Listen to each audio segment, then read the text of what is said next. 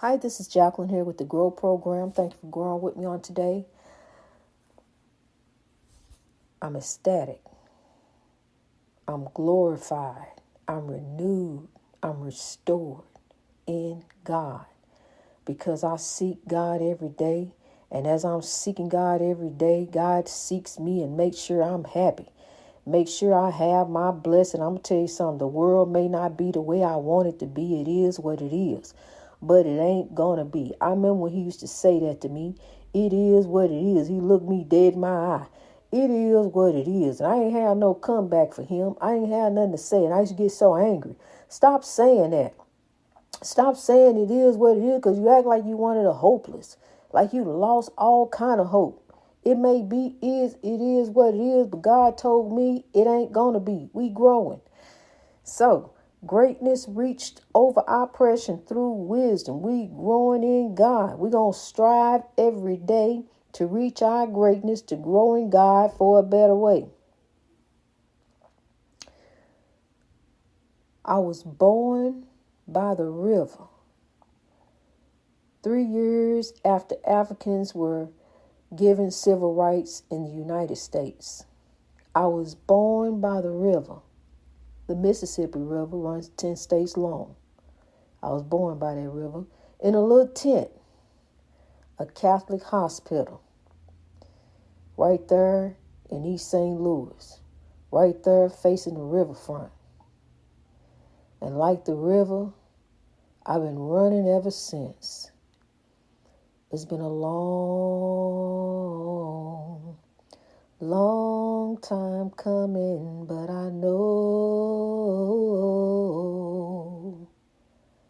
change gon' come. Oh, yes it will. I was born by the river in a little tent, Catholic hospital. We ain't Catholic, but they welcomed my mother to have her baby there.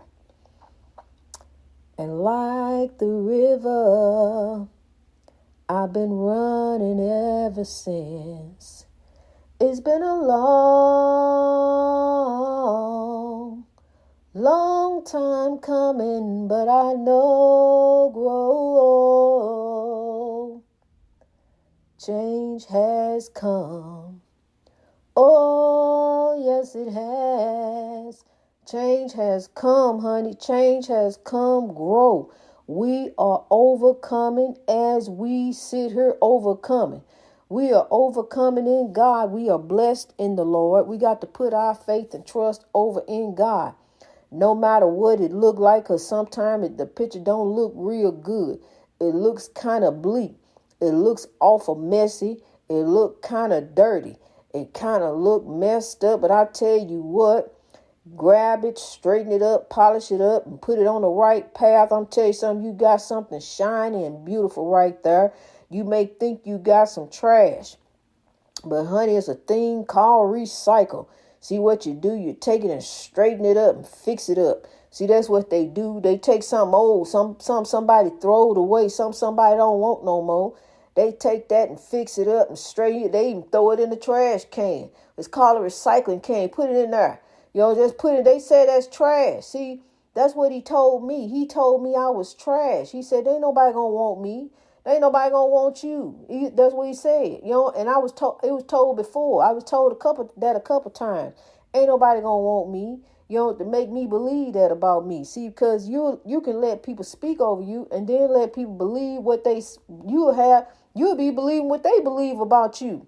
You didn't believe that before until they said it. Then they would say it. Then you sitting there stewing about it, thinking about it. Might go take a drink on it. Might go sit there and do some thinking about it. But you need to put that bottle away because I'm here to tell you that glass ain't going to never be empty until you take it and put it on the shelf and flip it upside down. Let it sit like there looking all shiny and pretty. Go shine it up. See, because it don't look too good with that liquor in it. That different. You looking in that liquor trying to see the world through a rose-colored lens, trying to look through that bourbon-colored liquor, trying to look through that wine-colored glass. Yeah, that's a pretty glass. Yeah, it's beautiful. You steady pouring glass after glass. When the glass gonna be empty? When you gonna stop drinking? When you gonna pour your troubles in the glass and then down them to your liver? When you gonna stop doing that? Because see, they ain't one thing I tell you, they ain't giving out liver transplants for alcoholism. That's not what they doing it for. They're not doing it for that. So see, you got to straighten up. You got to help your body. Help your body to help you to be here. You only got one liver, and that's a powerful organ. I mean, it lasts you for life. If you take care of it, it'll last you. It's just like a car. See, you start taking care of a car. Some people take better care of their cars than they do themselves. They'll get out the car. I seen it happen. They'll get out the car while they driving down the road. Get out the car just to wipe it down, just to think it's some dirt on it. I seen it happen. I was with a narcissist who just loved to show off. He get out the little sports car just to be on side of the road, just wiping it down. Every few, going to the car wash 3-4 times a day. Who do that? Going to the car wash 3-4 times a day, wiping the wheels down 3-4 times a day, taking a chair, sitting outside looking at it, just staring at the car like you ain't never had nothing. But honey, that's how people are about these things, about material things, and material things don't mean anything. These things don't mean nothing. These things ain't going nowhere. You're going to get more stuff. You're going to get a whole lot more stuff. That stuff don't even matter. You know how much stuff I done had? I done had so much. I had brand new stuff. Lost brand new. How you lose brand new stuff? I lost brand new stuff. I'm telling you, stuff I ain't even had time to enjoy myself. My stuff. But it was mine. My stuff. We get so caught up on our stuff. We don't remember. We don't even think about our life. Remember that while you're worrying about your stuff. Think about your life. Think about the decisions that you place yourself in, where you put yourself, where you want to be. Think about where you have yourself growing. Think about the flock of people you want to be around with. Think about the things you want to do. You got dreams. You got aspirations. Opportunity to knock for you. It's time to start growing. It's time to take the reign and the side you got from God. It's time to grow. And then while you grow and see why things grow, things just don't grow on their own. Here goes some company.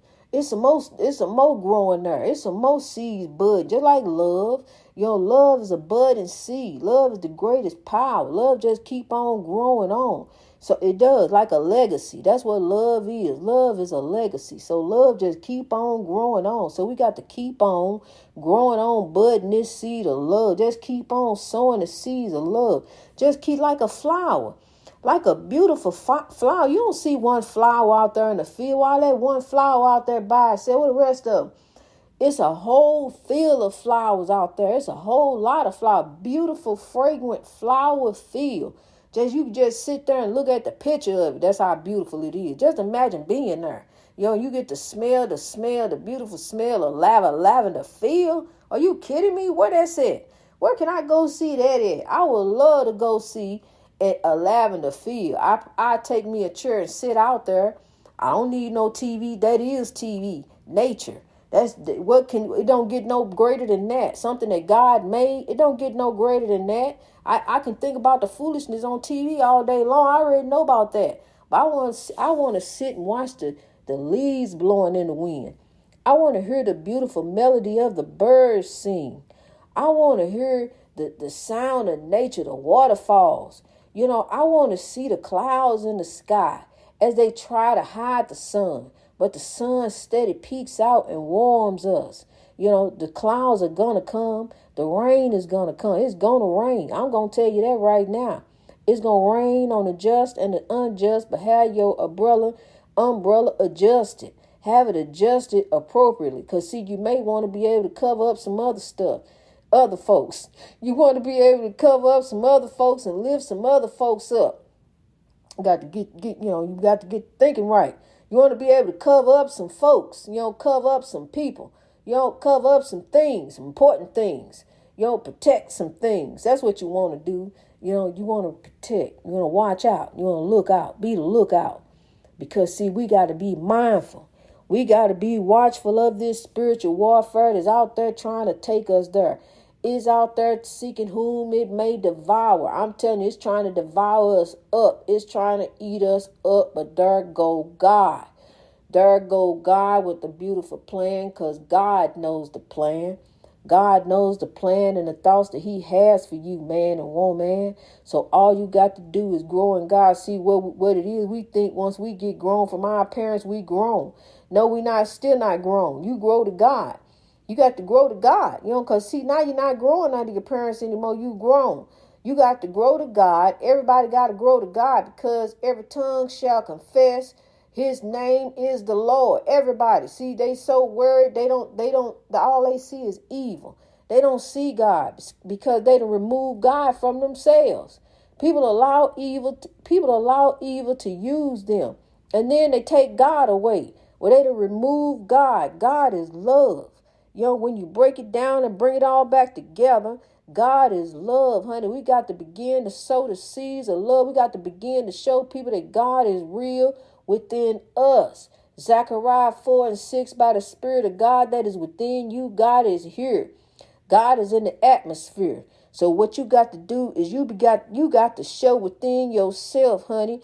You got to speak up and speak out. Give them the testimony. Give them the shout. It's time to raise up. It's time to do a roundabout. Turn around, do a 360, honey. You got to really literally turn. You got to turn to righteousness. See, because you've been looking over this way. See the chaos, negative, and drama, the evil and the hate of oppression. And how you looking over there. And next thing you know, you a part of it there. You all mixed up in it there. All in the drama. All in. See, you got to lock that stuff out. You got to block it out. And begin to see the beauty of life, because there's people who really do that. They begin to grow. They begin to rise above. They begin to see the beauty that God got in front of them. This is life. Life. Life. Life is beautiful. Life is what you make it. What are you making your life? What kind of legacy are you living and leaving? Who are you doing? Are you doing you? Are you doing God? Who are you over there doing? What kind of breakthrough? What are you trying to do? What you trying to have? Where you trying to get to? Where you trying to go to? You chasing paper? Because you're going to keep on chasing paper. You're going to keep on chasing paper for the rest of your life. Just keep on stacking, spending, chasing. That's the circle that it is. That's how it is. But honey, it's one thing that's on that paper. In God we trust. You got a great mind. You got a great mind. Think with that mind. Think with that great mind. Just think about this. If everyone used their great mind for the benefit of the world, just imagine where we would be. If people would stop allowing evil to use them because they know right from wrong. If people will stop allowing evil to use them, stop being a tool of evil, begin to be a tool of God. See, because you can say one thing, you can say this got me, but do it. I got this, but do it got me. I got this, but do it got me. Do it make me act like this. Do it make me do this. Do it grip me so that I can't have a life anymore. Do it stop me from the beauty of life. Do it stop me from having joy in life. Do it stop me from having the benefit of living my life. Because I may have depression. I may have anxiety. I may have something that's holding me down, that's got me in the grips, the vices. And it's like I can't breathe. It's like oppression. Oppression of evil and hate, and you can't breathe. Mass incarceration. Evil just rampant. Hate out of this world. Because people seem to think a different way about themselves. They got a way of thinking. A white supremacy, white privilege, racism, superiority. Black and white, black versus white versus black. But these are colors. Black and white are colors. They don't represent races. They are really colors. I'm not black. My skin ain't black. The only thing that's black on me is my hair. And it's beginning to show my wisdom.